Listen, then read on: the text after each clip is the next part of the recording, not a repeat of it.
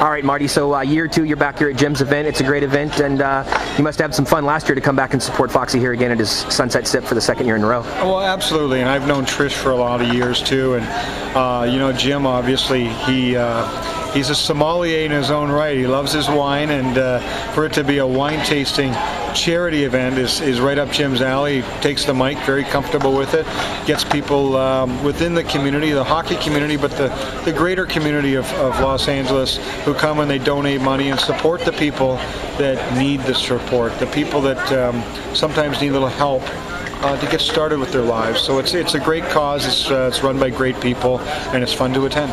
Now, last year, early in the season, we had you on to preview the Sharks versus the Kings. You predicted that the Kings were going to challenge the Sharks for the Pacific Division. That, of course, didn't work out during the regular season. They went on to win the Stanley Cup, but it looks like they're not going to get a chance to defend it anytime soon because of the lockout. Any thoughts about what's going on right now between the PA and the league? Well, I think you got to be careful with saying anytime soon. A lot can happen. I think that the players need to stay ready, which is really hard. It's really mentally hard because these guys really want to play. They really do.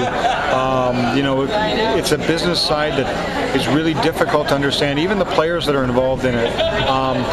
There's going to be a flurry of negotiations before the regular season is canceled. And with that, if nothing gets done, then I think there'll be a month and a half, 2 month lull. There's a deal here to be had. I really believe that. I believe that the players are willing to give some.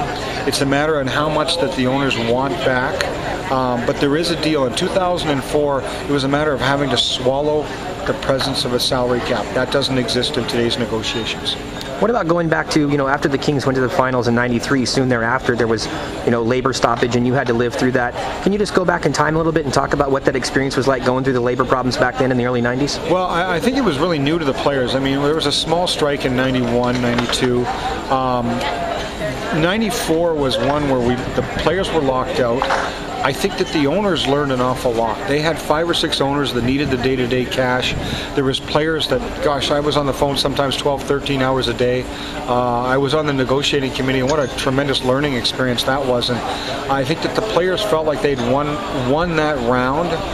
Then it led to the 2004 lockout, which, you know, the complexity of the owners' scenario had changed.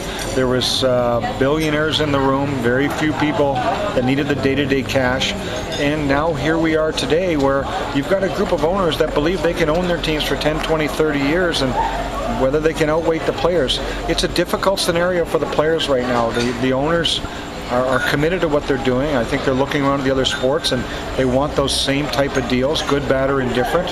I think there's some small things the players should ask and try to get thrown into the deal.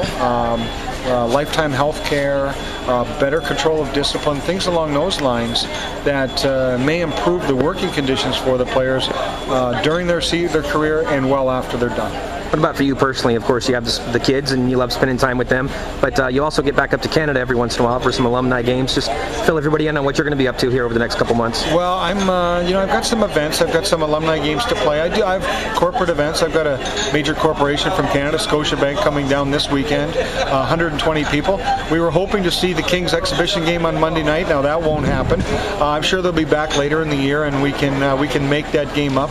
But you know, I have a 5, 3, and 1-year-old, and they're so much fun. And take the kids on the ice and have a chance to share in what I love to do so much. And you know, living here in Southern California, my kids growing up here, it's a great environment. It's a great hockey environment for the young kids to grow up in. Is LA a hockey town? Wow, to see the talent of the young kids, to see how the Western Hockey League talks about the California kids, the colleges talk about the California kids, to go to the Toyota Center and see as many as 10 former NHLers coaching different teams is really eye-opening for anybody who comes from outside. They don't expect that. They don't expect the level of coaching that these kids are getting and the level of commitment that the kids are making here, and the number of adults that are playing here in California. It's definitely a hockey town. It's definitely got a very solid grassroots hockey environment. All right, Marty, thanks for your time. Have a good night. Thank you. See ya.